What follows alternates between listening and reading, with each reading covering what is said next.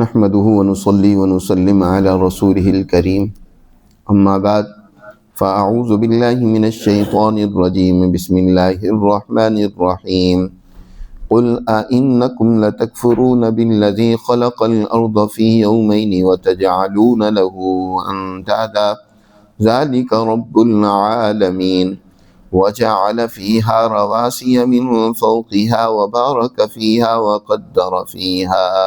أقواتها في 4 أيام سواء للسائلين ثم استوى إلى السماء وهي دخان فقال لها وللأرض ائتيا طوعا أو كرها قالتا أتينا طائعين فقضاهن 7 سماوات في يومين وأوحى في كل سماء أمرها وزينا السماء الدنيا بمصابيح وحفظا ذلك تقدير العزيز العليم فإن أعرضوا فقل أنذرتكم صاعقة مثل صاعقة عاد وثمود إذ جاءتهم الرسل من بين أيديهم ومن خلفهم ألا تعبدوا إلا الله قالوا لو شاء ربنا لأنزل ملائكة فإنا بما أرسلتم به كافرون فأما عاد فاستكبروا في الأرض بغير الحق وقالوا من أشد منا قوة أولم يروا أن الله الذي خلقهم هو أشد منهم قوة وكانوا بآياتنا يجحدون فأرسلنا عليهم ريحا صرصرا في أيام نحسات لنذيقهم عذاب الخزي في الحياة الدنيا ولعذاب الآخرة أخزى وهم لا ينصرون وأما ثمود فهديناهم فاستحبوا العمى على الهدى فأخذتهم صاعقة العذاب الهون بما كانوا يكسبون صدق اللہ العظیم۔ یہ سورہ حامیم السجدہ کا دوسرا رکوع ہے۔ اللہ سبحانہ و تعالی نے اپنے کلام مقدس کے جو سب سے پہلے مخاطب قریش ہیں، مکہ اور اہل عرب ہیں، گزشتہ آیات مبارکہ میں اپنے کلام مقدس کی اہمیت و عظمت کو بیان فرمایا، اور یہاں سے ان کو مزید دلائل، قریش مکہ کو مزید دلائل دے کر یہ بات سمجھائی جا رہی ہے کہ جس روش پر اور جس طرز زندگی پر تم چل رہے ہو وہ تمہارے لیے یقیناً تباہی و بربادی کا سبب ہے۔ تم اللہ کی عظمت و قدرت کا انکار کرتے ہو اور اس کے احکامات کی تعمیل، اس کی وحدانیت کا اقرار کرنے کی بجائے شرک، بت پرستی اور اسی طرح ظلم و زیادتی اور بدماشیوں میں مبتلا ہو، تو یاد رکھو وہ ذات تمہیں دنیا میں بھی پہلی اقوام کی طرح سخت ترین سزا دینے کی قدرت رکھتی ہے، اور پھر کل قیامت کے دن جو تمہارے لیے سزا ہوگی وہ تو بہت ہی سخت قسم کی ہوگی۔ اللہ تعالیٰ ارشاد فرماتے ہیں، دعوت غور و فکر دی جا رہی ہے انہیں سمجھانے کے لیے مکہ کے قریشیوں کو، جو اللہ کے اس کلام کے بارے میں بھی کیا کہتے ہیں کہ یہ گویا کہ ہماری سمجھ میں نہیں آتا، یہ خود ساختہ کلام علیاذ باللہ، اور کبھی کہتے ہیں وَقَالُوا قُلُوبُنَا فِي أَكِنَّةٍ مِّمَّا تَدْعُونَا إِلَيْهِ۔ ظاہر ہے علم کے ذرائع بنیادی طور پر 3 ہوتے ہیں، انسان اپنے دل سے متوجہ ہو، اور کان وہ بھی اس کلام کے سننے میں ان کو متوجہ کرے، لگائے کہ کانوں سے بھی بات سنے، اور چہرہ بھی پوری طرح یکسو ہو۔ یہ تینوں جو ذرائع ہیں کہ اپنا چہرہ بھی، آنکھوں سے بھی، چہرے سے بھی متوجہ ہوں، اور اسی طرح دل بھی وہ پوری یکسوئی کے ساتھ بات کو سن اور سمجھ رہے ہوں، اور کانوں کے ذریعے سے بھی علم اور بات اندر پہنچ رہی ہو، تو پھر ہی بات دل و دماغ میں اترتی ہے۔ اور انہوں نے ان تینوں ذرائع کے بارے میں کیا کہا؟ وقالوا قلوبنا فی اکنۃ مما تدعونا الیہ، کہ ہمارے دلوں پر تو غلاف چڑھے ہوئے، اندر کوئی بات جاتی ہی نہیں ہے تمہاری، جن باتوں کو تم ہمیں سناتے ہو، جن باتوں کی طرف ہمیں دعوت دیتے ہو، وہ ہمارے دلوں میں نہیں آتی۔ اور کانوں کے بارے میں کہا وفی آذاننا وقر، کہ ہماری کانوں میں شکل اور بوجھ ہے تمہاری باتیں سننے کے لیے، یعنی ہم تمہاری باتیں کانوں سے سننے کے لیے بھی تیار نہیں۔ وَمِن بَيْنِنَا وَبَيْنِكَ حِجَابٌ، ہمارے اور تمہارے درمیان میں گویا حجاب اور رکاوٹ ہے، ہم تمہیں دیکھنا ہی نہیں چاہتے، ہم تمہاری باتوں کی طرف دھیان ہی نہیں دینا چاہتے۔ تو اللہ کا کلام وہ سننے کے لیے تیار نہیں ہے۔ تو اللہ سبحانہ و تعالیٰ نے یہاں انہیں ایک اور انداز اور طریقے سے سمجھایا ہے اور فرمایا قل، اے پیغمبر انہیں فرمائیے، انہیں کہیے اَإِنَّكُمْ لَتَكْفُرُونَ بِالَّذِي خَلَقَ الْأَرْضَ فِي يَوْمَيْنِ وَتَجْعَلُونَ لَهُ أَنْدَادًا، اس کائنات میں بھی تو ذرا غور و فکر کرو، اس کے مالک نے یہ جو کائنات بنائی ہے اور اپنی جس میں پوری قدرت کا مظاہرہ کیا ہے، زمین، اس میں موجود خزانے، نعمتیں، رزق اور ضروریات، اور اسی طرح آسمان اور اس میں ستاروں کے ذریعے سے تزئین، یہ ساری کائنات کی تخلیق خود اس اللہ سبحانہ و تعالیٰ کی دعوت تمہیں دے رہی ہے، اس کی قدرت کو، اس کی توحید اور وحدانیت کو پہچاننے کی طرف تمہیں متوجہ کر رہی ہے۔ فرمائیے کیا تم انکار کرو گے؟ اَإِنَّكُمْ لَتَكْفُرُونَ بِالَّذِي، اس ذات کا، اس ذات کی بات نہیں مانو گے، خَلَقَ الْأَرْضَ فِي يَوْمَيْن، جس نے زمین کو 2 دوروں میں پیدا کیا۔ یومین، یوم کا ویسے اطلاق دن پر بھی ہوتا ہے، یومین سے مراد 2 دن، یا 2 دن سے مراد یہ ہمارے دنیا کے دن جو اب 10 سے 12 گھنٹے کا دن ہوتا ہے وہ مراد نہیں ہے، بلکہ اس سے مراد در حقیقت وہ 2 دور ہیں، یا اللہ کا یوم مراد ہے۔ اور اللہ کے یوم کے لیے قرآن میں دوسری جگہ پر فرمایا گیا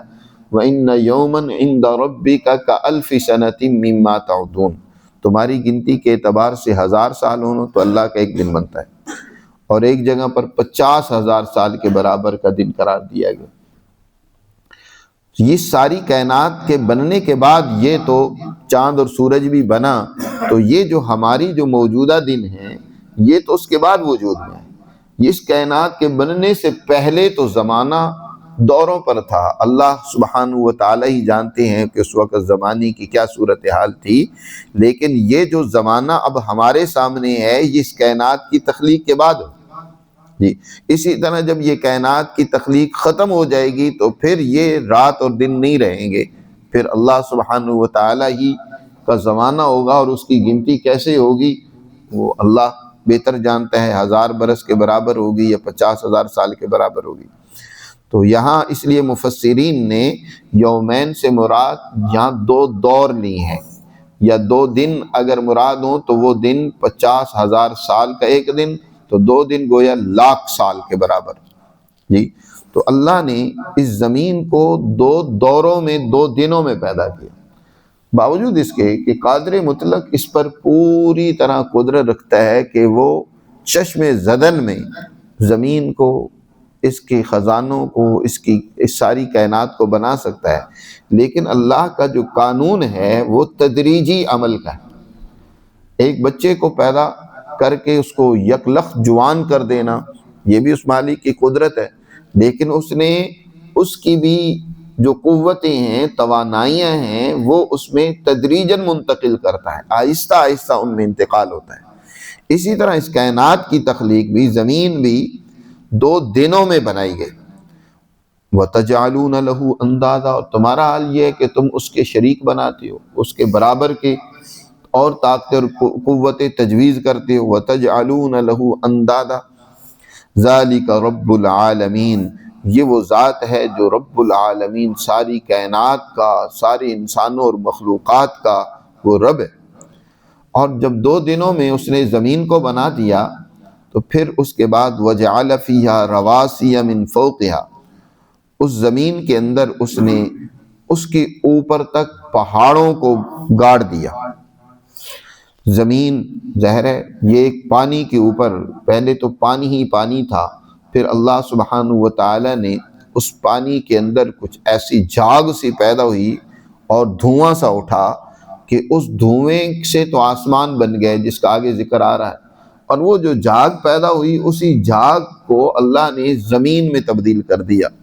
جی زمین کو۔ اب لیکن زمین وہ اس میں حرکت اور جنبش ممکن ہے، ایک ہے بڑا کرہ ہے، بہت بڑا وسیع ایک حصہ ہے خشکی کا جس پر انسان رہتا ہے، اور انسانی دیگر مخلوقات بھی رہتی ہیں، انسانی ضروریات بھی اس میں موجود ہیں۔ تو اس میں ڈاواڈول ہونے، جیسے کہ زلزلہ جب آتا ہے تو یہ زمین ہلتی ہے، حرکت میں آ جاتی ہے، تو اس کے زیادہ جنبش میں آنے کا امکان تھا، اس لیے اللہ نے اس کے اوپر پہاڑوں کی میخیں گاڑ دی، زمین کے اندر تک پہاڑوں کی میخیں اور کیل اس میں ٹھونک دیے، اور وجعل فیہا رواسیہ، رواسیہ گاڑ دینا، اندر تک کسی چیز کو داخل کر دینا، اس کو رواسی کہا جاتا ہے جی۔ اور اسی طرح بندرگاہ کے لیے بھی مرسی کا لفظ استعمال ہوتا ہے عربی میں، کہ وہاں بھی جہاز آ کر، گویا کہ بڑے بڑے بھاری کم جہاز جو ہے وہ وہاں آ کر ٹھہر جاتے ہیں۔ تو اللہ نے اس زمین میں اس کے اوپر تک یہ بھی نہیں پھر کیا کہ وہ زمین کے اندر پہاڑوں کو صرف ٹھونک دیا، بلکہ ان کو اوپر بھی نمایاں کیا، اوپر تک نظر آتے ہیں، تاکہ ان پہاڑوں میں بھی جو مالک نے نعمتیں، خزانے، تمہاری ضروریات رکھی ہیں، تم ان کو کھود کر ان کے اندر سے بھی نکال سکو۔ پہاڑوں کو بھی تو اللہ نے طرح طرح کی نعمتوں سے بھر دیا ہے، جیسے آگے فرمایا وبارک فیہا، اور ان پہاڑوں میں بھی اللہ نے برکت دی ہے، ان میں بڑی برکت رکھی ہے، طرح طرح کے کوئلے سے لے کر قیمتی دھاتوں تک ان پہاڑوں میں رکھ دیے جی۔ آج سونا نکالا جا رہا ہے پہاڑوں کے اندر سے جی، اور پتہ نہیں کیا کیا قیمتی دھاتیں جو ہیں دریافت کی جا رہی ہیں ان پہاڑوں کے اندر سے، اور انسان اس سے مختلف چیزیں بنائی جا رہا ہے، اپنے آتشی اسلحے بھی بنا رہا ہے، اور بھی اپنے اندر طاقت و قوت پیدا کرنے کے لیے اس سے فائدہ اٹھا رہا ہے۔ تو اللہ نے ان پہاڑوں کو بنایا اور ان میں بڑی برکت رکھی، بڑی انسانی خزانے اور ضروریات ان کے اندر، چشمے تک، اور کچھ نہیں تو ذرا دیکھو تو صحیح کس طرح پہاڑوں کے اندر سے چشموں کو اللہ بہا دیتا ہے جی۔ اور خاص طور پر ان علاقوں میں رہنے والے پہاڑی علاقوں میں جہاں پانی کی بڑی قلت ہوتی ہے، تو یہ پہاڑ اپنا سینہ چیر کر ایسا بہترین پانی کا چشمہ جو سب سے زیادہ صاف و شفاف اور انسانی صحت کے لیے مفید ہوتا ہے اس کو بہا دیتا ہے، اور وہ مسلسل بہے جا رہا ہے۔ تو ان میں برکتیں بھی اللہ نے ان پہاڑوں میں رکھ دی۔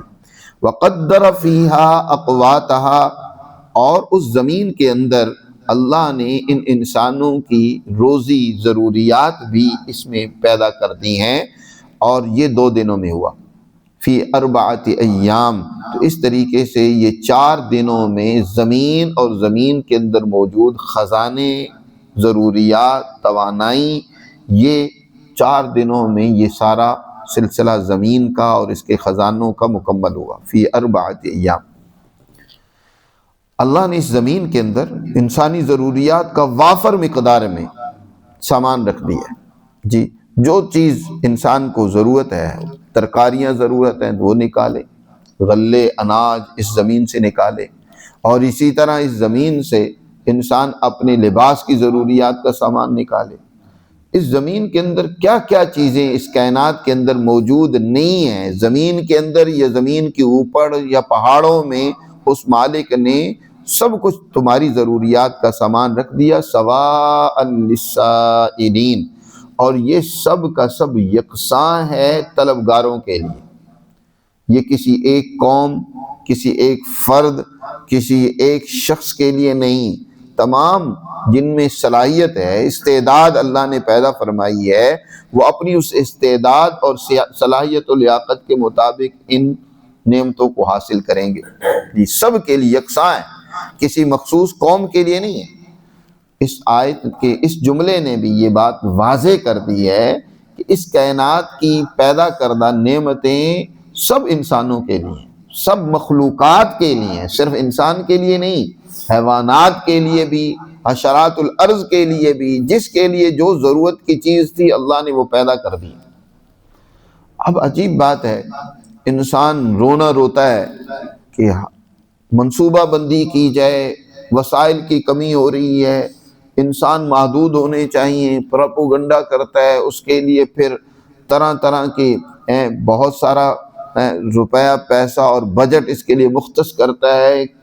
کہ خاندانی منصوبہ بندی ہونی چاہیے، انسان زیادہ ہو رہے ہیں، بڑھ رہے ہیں، ضروریات کم ہو رہی ہیں۔ بات یہ نہیں ہے،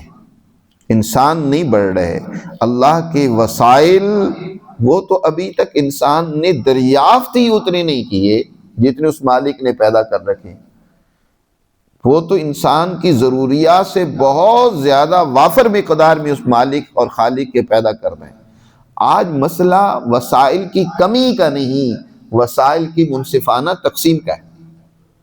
وہ وسائل صرف چند ہاتھوں کے قبضے میں ہیں اور وہ انسانیت پر اس کو تقسیم نہیں دینا چاہتے کہ انسانیت ساری فائدہ اٹھائے۔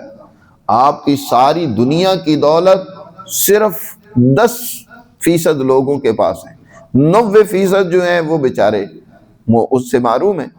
جی، یا بقدر ضرورت ان کے پاس ہے۔ تو یہ 10% جو طبقہ ہے، یہ در حقیقت جو پوری دنیا کی دولت پر قابض ہو جاتے ہیں، تو یہ ان کو سب سے زیادہ فکر اور ڈر لگا ہوتا ہے کہ ہمارے وسائل جو ہے نا ہم سے کم نہ ہو جائیں، چھین نہ لیے جائے، یا ان میں کسی کمی نہ آ جائے۔ تو اللہ سبحانہ و تعالیٰ کی قدرت نے تو یہ اب ویسے بھی انسان ذرا سوچے کہ جب انسان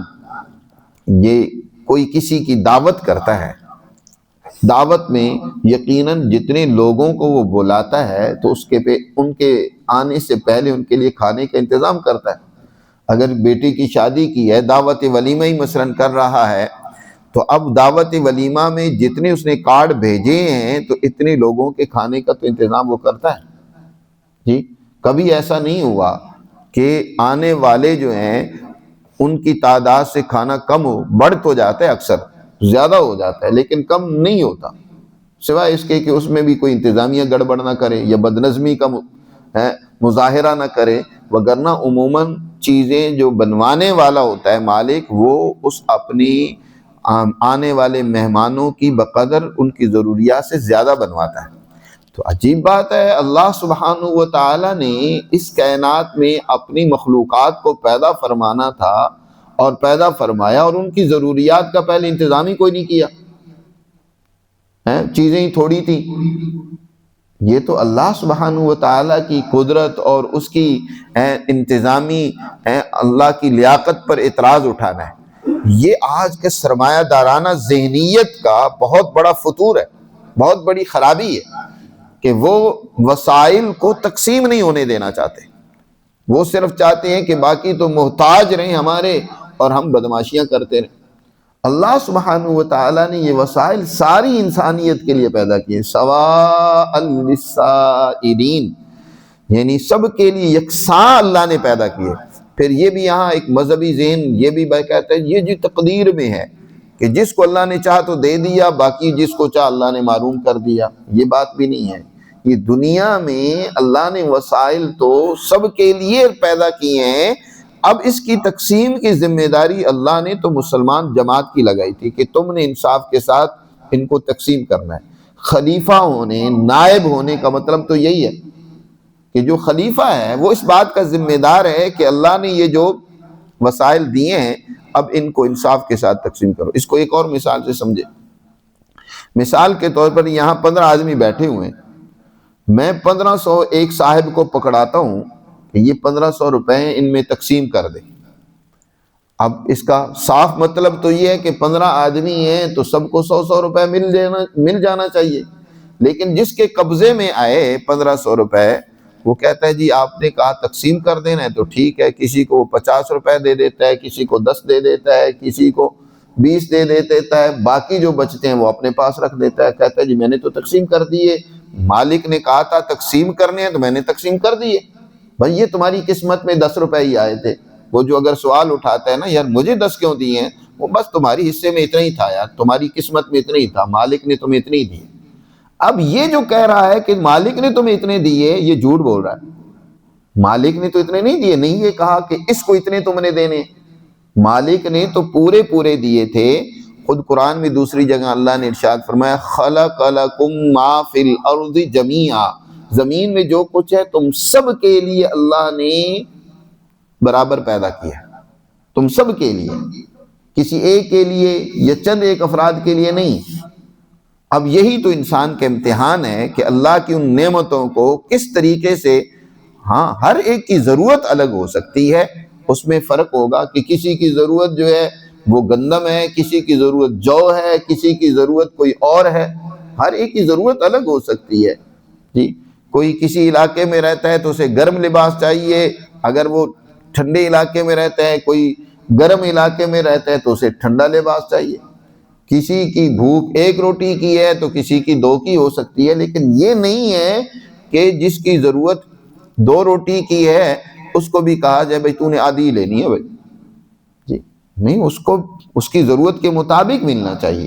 تو یہ کمی بیشی جس کو درجات معیشت کہا جاتا ہے وہ تو ہو سکتی ہے، لیکن حق معیشت میں سب یکساں اور برابر ہیں، سب کا حق اور بنیادی ضرورتیں پوری ہونی چاہیے۔ دین اسلام کی جو تعلیمات ہیں کہ اسلامی اسٹیٹ کی ذمہ داری ہے کہ وہاں رہنے والا ہر فرد وہ بنیادی ضروریات سے محروم نہ ہو، اس کی بنیادی ضروریات ہر ایک کی پوری ہونی چاہیے، اس اسٹیٹ کی ذمہ داری ہے، حکمران کی، حکومت وقت کی یہ ذمہ داری ہے۔ اور پھر مسلمان کیونکہ اللہ کا نائب اور خلیفہ ہے، پوری دنیا میں عدل و انصاف قائم کرنا، لوگوں کی ضروریات پوری کرنا، ان کی بھوک مٹانا، یہ اس کی ذمہ داری ہے۔ تو وہ انصاف کے ساتھ تقسیم کرے گا کہ ہر ایک کو اس کی محنت کی بقدر اتنا ملے جتنی اس کی ضرورت ہے۔ عجیب بات ہے، آج مسلمان وہ بھی ان کافروں کی طرح خواہشات میں ڈوب گئے ہیں۔ آج ساری اسلامی ریاستوں کا حال دیکھ لیں، وہاں کے حکمران بھی بدماشیوں میں، عیاشیوں میں،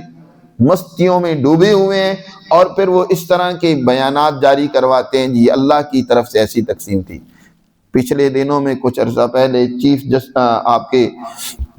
چیف آف آرمی سٹاف صاحب بھی قرآن کی آیات پڑھ کے یہ باور کرانا چاہتے تھے، یہ بتا رہے تھے قوم کو کہ یہ بھوک، یہ مسائل، یہ اللہ کی طرف سے ہیں۔ تو بھائی یہ مسائل، یہ بھوک، یہ پریشانیاں غریب آدمی کے لیے ہیں، تمہارے لیے کیوں نہیں ہیں؟ تمہارے لیے تو اللہ نے بدماشیاں رکھی ہیں اور غریبوں کے لیے سارے مسائل رکھے ہیں۔ عجیب، اللہ کی قرآن کی آیات کا مطلب بیان کرتے ہیں غلط سلط۔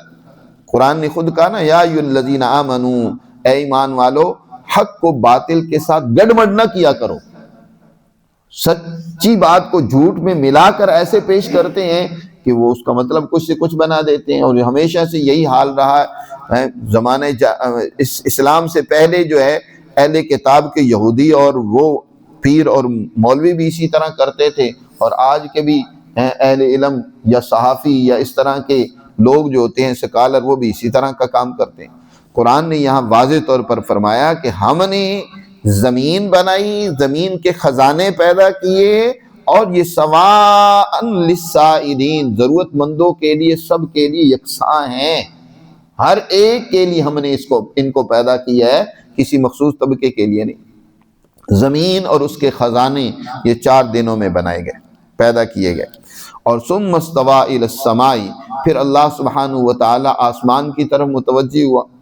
آسمان بننے سے پہلے وہی دخان، وہ ایک دھوئیں کی شکل میں تھا، یعنی اس کا مادہ ایسے تھا جیسے کہ دخان ہوتا ہے، جیسے دھواں کہہ لیں، آکسیجن کہہ لیں، گیسز کہہ لیں، وہ اس کی صورت میں اس کا مادہ تھا جس کو دخان کہا جاتا ہے۔ تو اللہ سبحانہ وتعالی نے اس کو پھر آسمانوں میں تبدیل کر دیا، اور آسمان بھی اللہ نے 7 بنائے، جیسے کہ آگے اللہ نے ذکر فرمایا فقال لها وللارض ائتیا، اللہ نے ان آسمانوں کو بھی اور زمین سے بھی فرمایا، جب ان کو پیدا کر دیا تو فرمایا ائتیا طوعا او کرہا، کہ تم اللہ کے حکم کی تعمیل، اپنی ذمہ داریوں اور فرائض کو انجام دینے کے لیے تیار ہو کہ نہیں؟ اللہ کے حکم کی تعمیل کرتے ہو کہ نہیں؟ تو سب نے کہا خوشی سے کرو یا ناخوشی سے کرو، تمہیں یہ اللہ کے احکامات اور اس کی ادا کردہ ذمہ داریوں کو پورا کرنا ہوگا۔ تو آسمان نے بھی، زمین نے بھی کہا، بلکہ ساری کائنات کی خزانوں اور چیزوں نے کہا اتینا طائعین، کہ ہم تیری فرما برداری خوشی سے کرتے ہیں۔ اللہ جو تو نے ہمارے ذمے کام لگایا ہم وہ پورا کریں گے۔ چاند سورج اپنے وقت پر طلوع ہو رہا ہے، آسمان اپنا پورا کام کر رہا ہے، زمین اپنی وہ پوری اسی طاقت و قوت کے ساتھ انسان کی خدمت کر رہی ہے، کائنات کی ہر مخلوق اللہ کی اطاعت کر رہی ہے، لیکن نہیں کرتا تو یہ انسان نہیں کرتا۔ جس کو اللہ نے ارادہ اور اختیار دیا، جو اس کائنات کی سب سے بہترین اللہ کی مخلوق تھی، وہ اس میں نافرمانی کرتا ہے۔ فَقَضَاهُنَّ سَبْعَ سَمَاوَاتٍ فِي يَوْمَيْنِ، اللہ نے ان آسمانوں کو 7 تہ بتہ آسمانوں میں بنایا ہے 2 دنوں کے اندر۔ آسمانوں کی تخلیق بھی 2 مرحلوں یا 2 دوروں میں ہوئی جی، یا 2 دن مراد ہوں تو یہ دن ہمارے یہ نہیں، جیسے میں نے پہلے ذکر کیا 50,000 سال کا ایک دن ہے، تو ان 2 دنوں میں اللہ نے آسمانوں کو اور پھر 7 آسمان اوپر نیچے اللہ نے بنائے۔ اور پھر جو آسمانی دنیا ہے، یعنی اس دنیا کے قریب ترین جو آسمان ہے، وَأَوْحَى فِي كُلِّ سَمَاءٍ أَمْرًا، 7 آسمان بنانے کے بعد اللہ نے ہر آسمان کو اس کے مناسب جو حکم تھا وہ اس کو دے دیا، جو اس کی ذمہ داری تھی وہ اس کے سپرد کر دی۔